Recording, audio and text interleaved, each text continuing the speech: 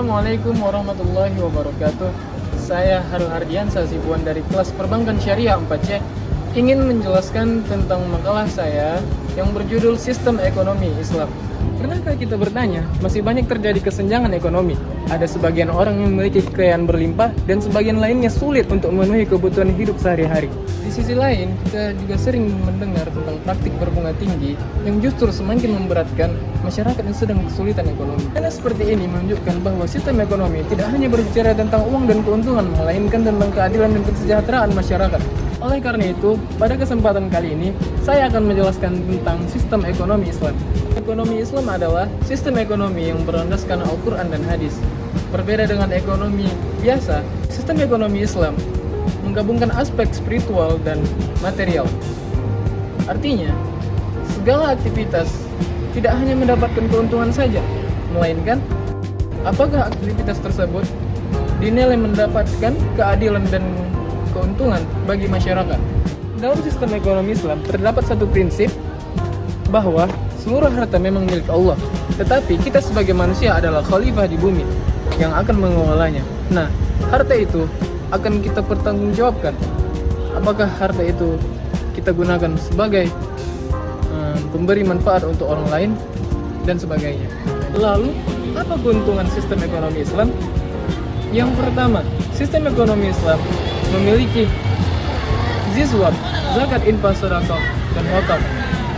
Yang kedua, sistem ekonomi Islam tidak ada riba yang akan memberatkan satu sama lain. Tapi, sistem ekonomi Islam menawarkan bagi hasil atau mudharabah. Yang ketiga adalah Islam melarang spekulasi yang berlebihan dan ketidakjelasan, yaitu gharar dan maisir. Selanjutnya, dalam ekonomi Islam terdapat konsep hak milik. Islam mengakui hak milik individu, tetapi hak tersebut tidak bersifat mutlak.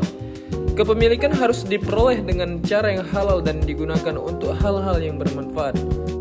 Selain kepemilikan individu, Islam juga mengenal kepemilikan umum dan kepemilikan negara yang dikelola untuk kepentingan masyarakat luas.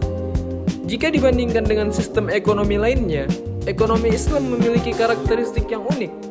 Kapitalisme memberikan kebebasan yang sangat luas kepada individu dalam memiliki dan mengelola harta. Sementara sosialisme lebih menekankan peran negara dalam mengatur dan mendistribusikan kekayaan.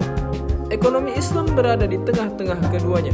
Islam mengakui hak milik pribadi seperti kapitalisme, tetapi juga memperhatikan keadilan sosial sebagaimana yang ditekankan dalam sosialisme. Dengan demikian, ekonomi Islam berusaha menciptakan keseimbangan antara kebebasan individu dan kepentingan masyarakat. Selain itu, terdapat beberapa konsep penting dalam ekonomi Islam. Yang pertama adalah penghapusan riba untuk menghindari eksploitasi ekonomi. Yang kedua adalah pelembagaan zakat sebagai alat pemerataan kesejahteraan. Yang ketiga adalah larangan gharar, yaitu transaksi yang mengandung ketidakjelasan. Dan yang terakhir adalah larangan terhadap segala bentuk transaksi yang berkaitan dengan barang atau kegiatan yang diharamkan. Dalam praktik sehari-hari, ekonomi Islam juga mengatur kegiatan jual beli dan simpan pinjam. Jual beli diperbolehkan selama dilakukan secara jujur, transparan, dan atas dasar kerelaan kedua belah pihak. Sedangkan dalam simpan pinjam, Islam melarang adanya bunga yang telah ditentukan sebelumnya. Sebagai gantinya, digunakan sistem pinjam tanpa bunga atau sistem bagi hasil yang lebih adil. Semua aturan tersebut didasarkan pada asas-asas hukum ekonomi Islam.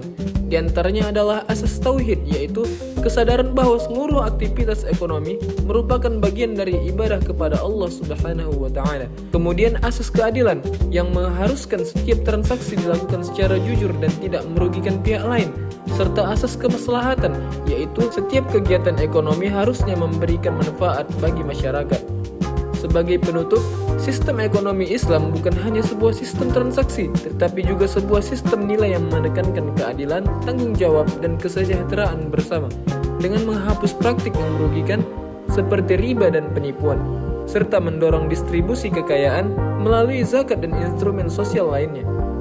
Ekonomi Islam diharapkan mampu menciptakan kehidupan ekonomi yang lebih adil dan berkelanjutan.